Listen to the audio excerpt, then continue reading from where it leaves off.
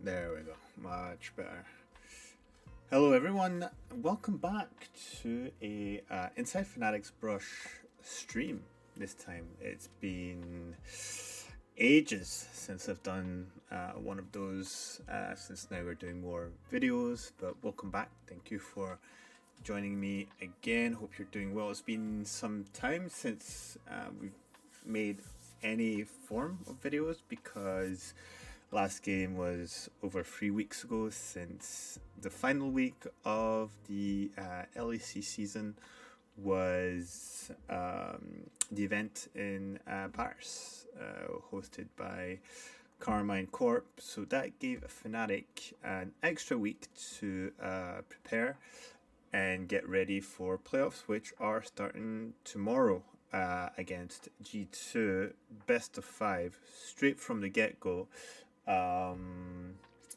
Fun stuff. But before we talk about the playoffs, let's do a quick review about what happened in the spring split, where Fnatic ended second overall, just behind Carmine Corp, one win difference, and see actually if there's been any evolution, compared to winter, most of all, and see where we're standing. Is there a chance for Fnatic to finally win a split after all these years, or are we still in trouble? Quickly, I was looking at the results right before here, and I saw, what was it? So for those who follow the account, as you might have seen, I posted that Fnatic was the team with the most 2-0s out of all the teams in the region. So 2-0s, obviously. We don't count losses here, but obviously this shows that Fnatic has been a bit more dominant in most of their series rather than other teams who have dropped for most of them at least one game against their opponents. The league, in my sense, when we look at the final results and just the style of game overall, there's been a clear top four, which has been the same since winter, with Carmine Corp, Fnatic, Mad Lions Koi, and G2. And I don't think, even if obviously the results between Giant X and G2 are very close, it's just a win difference between them. I still think it's a clear top four that distinguishes itself, first of all, from the last two that qualifies for playoffs, Giant X and Team Heretics, but on another hand, from the rest of the teams that did not qualify, specifically Rogue and SK, who, in my mind, Rogue obviously is leaving the LECs, getting replaced by Navi, but has just been an issue for this past few splits. Adding Adam really hasn't done anything. Patrick is a ghost of his past self, unfortunately. And Larson, with all the videos and the finger pointing that's been done at him, it doesn't seem that he's reacted that much. He's doing some really disgraceful mistakes in the past few last games. BDS, which, we knew they somewhat downgraded, but they've just not found their pace. And that's what I like with this format of just keeping, the top 6 here, is that you're really punishing those who are not going that extra step in terms of their performances, team quality, and just overall what feels like macro management, which I feel has been lacking for a lot of teams over the LEC. Even the top teams have been a little bit messy when it comes to macro. So this is where it stands. Obviously, if we're looking at Fnatic specifically, overall, I would say that the split has been an improvement over time. There has been some sort of ditches here and there. Obviously, the game against SK in the first week of Spring Split was a massive surprise after the dominant 2-0 versus GX, which was the first game of the split, and the SK that had brought in already their new players. Um, Fnatic just looked rubbish against SK, and I would say the positive side of it is that we could really see it was a one-off situation where that sort of scenario didn't really repeat itself. Very quickly, Fnatic was facing the week after KC, dropped the first game, I believe, and then had two very convincing games against KC, that is currently the favorite of the league, especially with G2 having very, very performed and still haven't found a style that would either rely on Caps carrying or Skewmont having an absolutely lights out game. So those are some big issues I think that they're facing right now. Going forward, Fnatic was pretty dominant in the sort of middle part of the season. 2-0 versus Vitality, 2-0 versus Rogue, which in my opinion, I think the Rogue game was probably the best LEC game of this split. Probably the shortest, I think, in terms of series overall, but the most controlled series, I'd say, that didn't require from Fnatic a ton of team fighting or just kills to gain advantages on the map. If I recall, the first game was actually very low in terms of kills, and they were just progressing on the map, bringing pressure to one side, and then having the rest of the team just get a turret and completely out-tempo Rogue, which even though, and that's an excuse, well, not an excuse, but a sort of explanation that I've seen online. It's like, oh, it's just Rogue. It's Rogue, but it's also Fnatic. And Fnatic has had that history of falling prey to weaker teams, playing to the style of the weaker teams, and not showing their true potential. And for me personally, the surprise here, the pleasant surprise, was that Fnatic decided to play the sort of more macro controlled style rather than the skill checking style that they've had for the longest time, specifically with Razork, who pretty much wants to fight as soon as he sees someone close to him, and Makik seems to be, in to some extent, a little bit like that, maybe not as much, but will follow through with Razork's engages. So yeah, those two series back to back were actually pretty decent.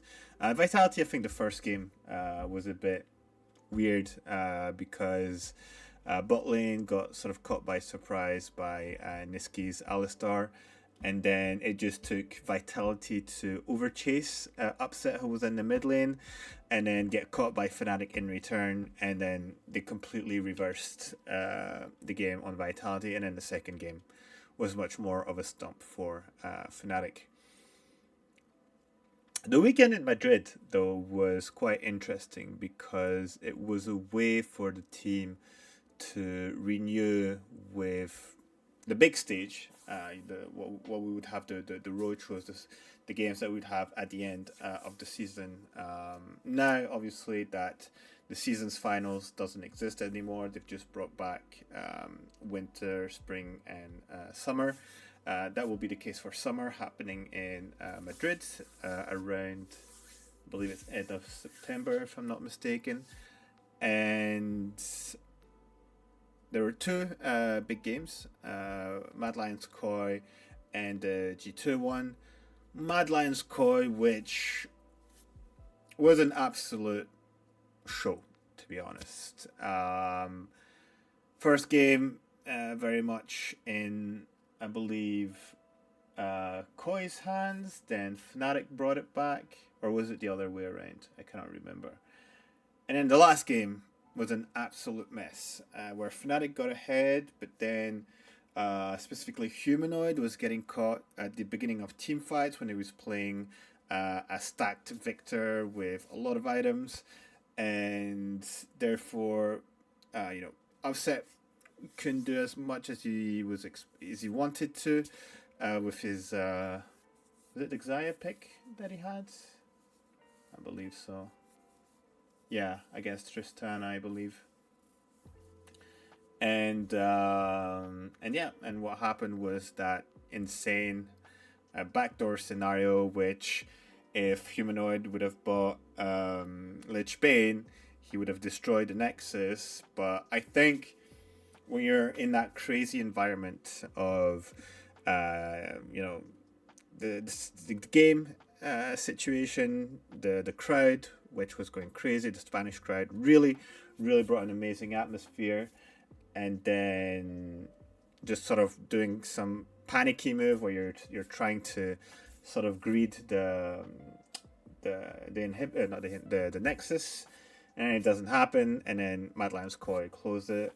But again, those are things that, in my opinion, I think can be easily fixed. I completely agree with the people that said the backdoor scenario should have happened in the first place. I'm very much of that opinion, and I believe that if the Humanoid was a bit more careful, if the macro was a bit cleaner, and that the players knew a bit better what they wanted to do on the map, that definitely this game should have been one-sided as well. But nonetheless, that brought us to the Fnatic versus G2 game, which was much expected, as G2 had a drop in form, but Fnatic had just lost the game against Mad Lions Koi. Ended up in a 2-1. Fnatic started very scarily as G2 just completely crushed Fnatic on the first game. They completely read them in the first minutes of the game, and then they had them in their own jungle, and then at that point onwards, it was completely over. The two next games, however, much more in control of Fnatic, especially the third game. I don't think G2 was even close of doing anything, and it sort of, for me, it validated two things. At the same time, the fact that G2 is still not finding their form with their current roster, and that the Mad Lions Koi game versus Fnatic was just really a one-off, and Fnatic has that capacity of bouncing back even after a very frustrating series. So, sorry, adverts, amazing. That's the problem. I try to put a little background, and then because YouTube has been so annoying with ads, my ad blocker doesn't even ad block anymore. So there we go. Sorry about that. But very quickly, there was the whole shenanigans with, what do you call it? With the what's the word I'm looking for? For the blackout, there we go. For the blackout in Spain, where the players took ages before coming back to Berlin, and they had two games on their final weekend, BDS and Team Heretics, and despite the poor amount of small amount of practice, and obviously the opponent that can always be a little bit tricky, Fnatic 2-0 twice. Now the first game against BDS should have been 100% in BDS's hands. It took an amazing upset on his Kaisa, which I believe is his best champion so far. The split to basically grab his team by the lapel and just drag him over the finishing line. He's been absolutely amazing for his team.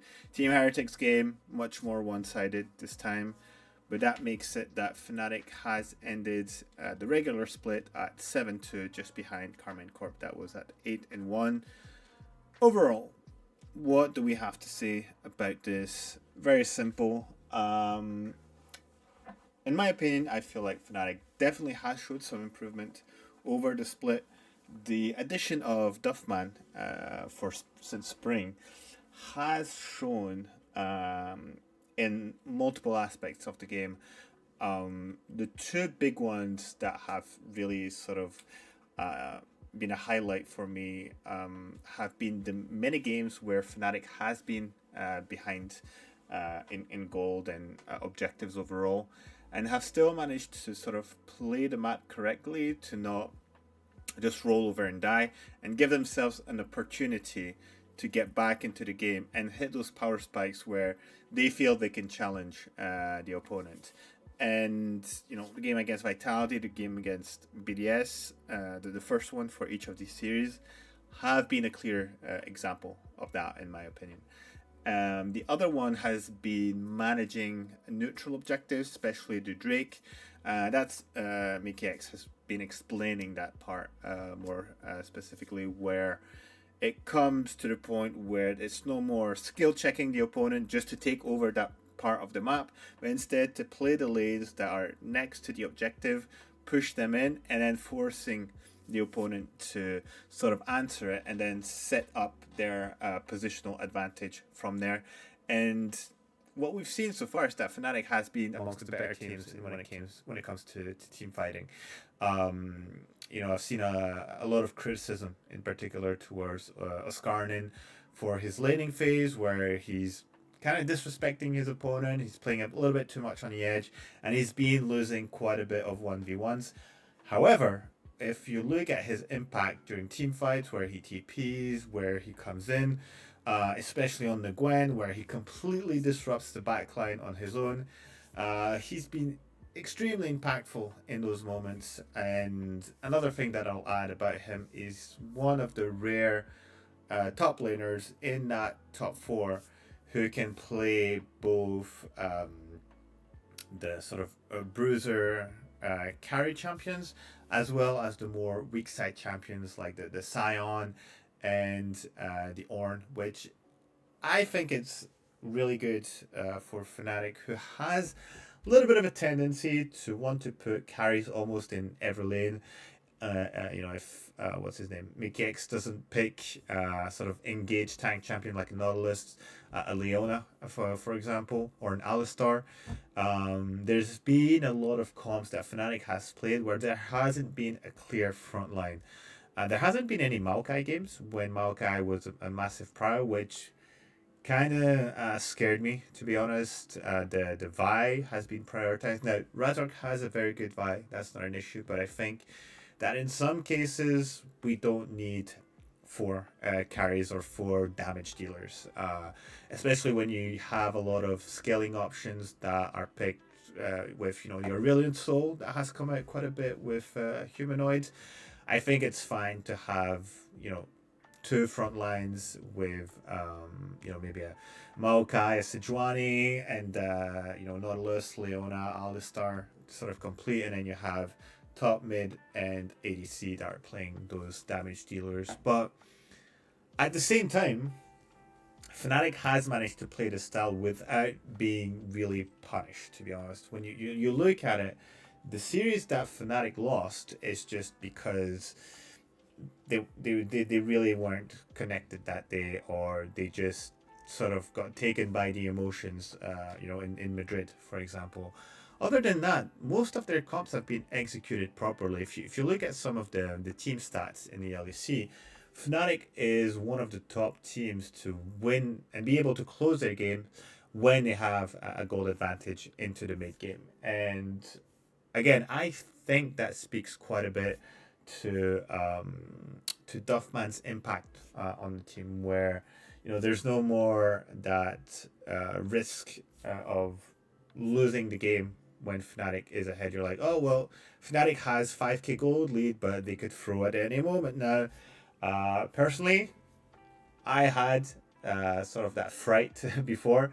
Not so much now. It's the moment I see they start having a lead, my mind pretty much says, yeah, this game's done. This game's wraps. It's just, a time where Fnatic gets a team fight, gets a Drake, and then pushes something. If you look at the way Fnatic has been playing their Barons, most often than not, they've just either closed the game from the Baron, or actually taken an advantage by getting 2 to 3 turrets during the Baron buff. I think one of the rare games where it didn't happen was that game against Mad Lions Koi, where even when they got the Baron, they weren't getting any progress done on the map, unfortunately.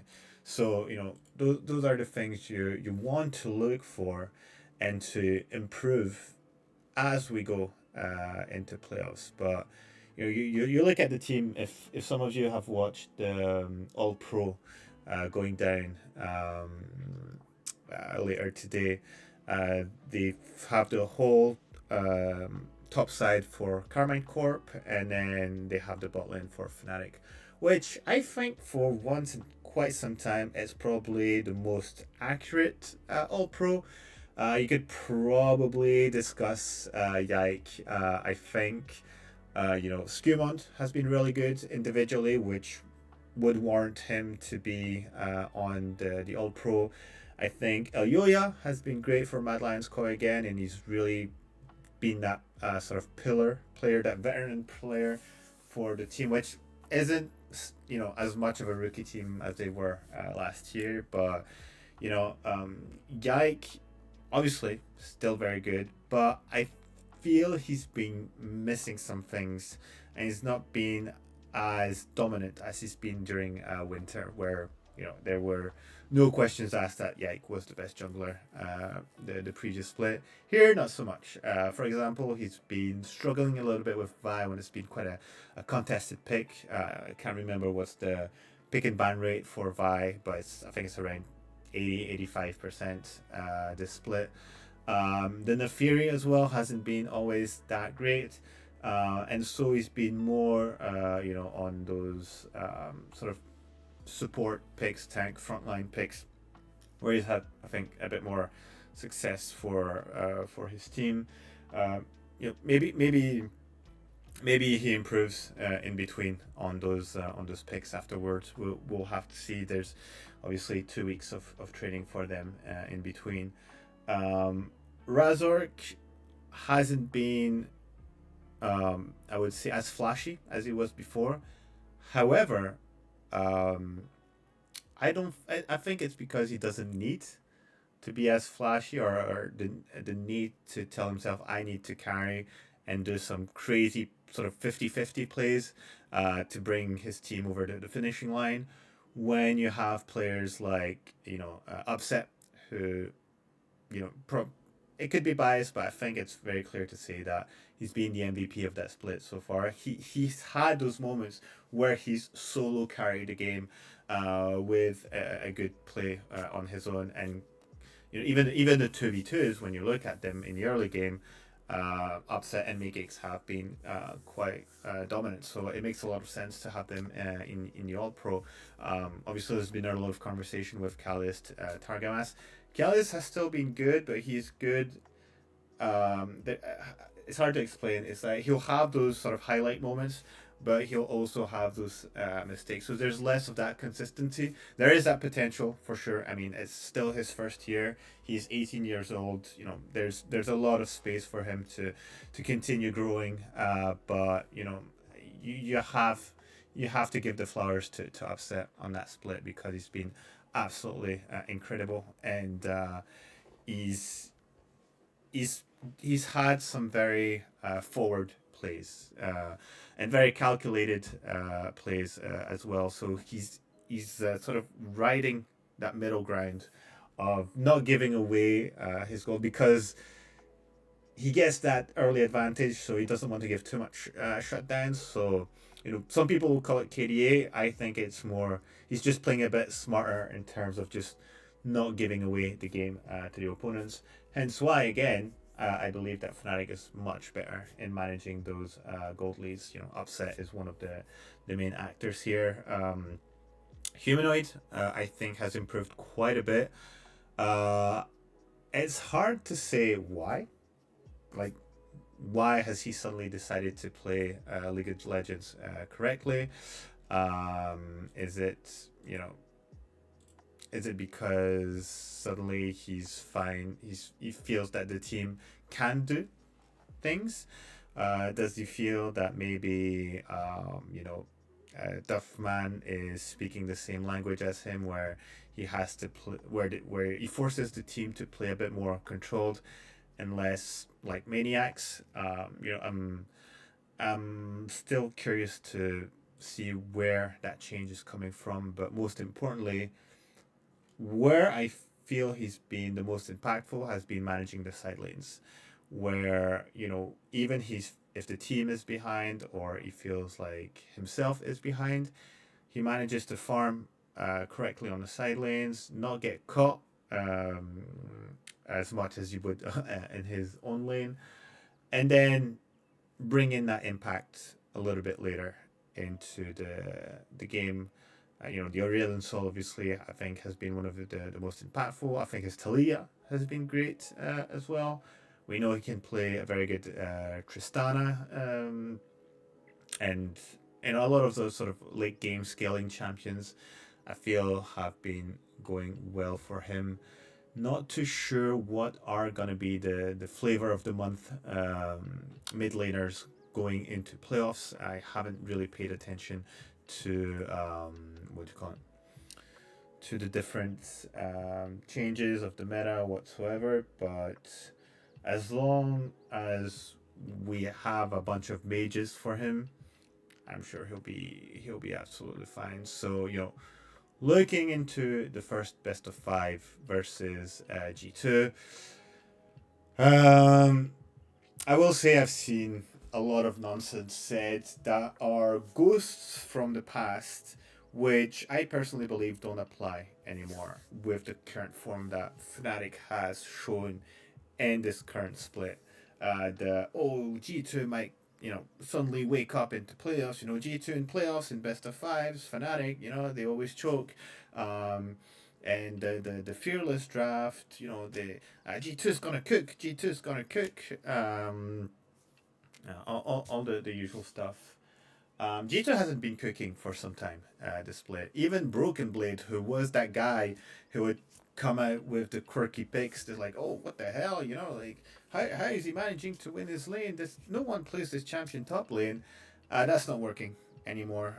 I feel like he got lost in his champion pool, and he's lost his fundamentals, where we know he doesn't have the best early game in general now, and he would just come back later into the game and be this absolute juggernaut. We were like, wait, what the hell? I don't understand. He got killed 1v1 in lane, and suddenly he's carrying the team fights. What's going on? I feel he doesn't have that factor anymore. Skewmont has been good for G2, but not in a consistent manner.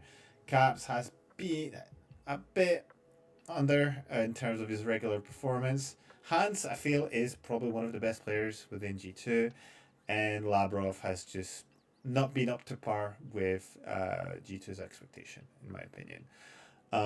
So that's going to be one of the reasons why G2 for me isn't going to be that terror against Fnatic. On the other side, I feel like Fnatic really has been improving over time, despite those sort of weird losses against SK and Mad Lions Koi. I feel they're one of the only team that has actually shown progress and improvement in their macro, in their playstyle, in contesting objectives, in coming back from gold deficits. And if that's the work of bringing in Duffman, then there's no reason for that to continue to snowball for the team as they improve in implementing those sort of new playstyle aspects.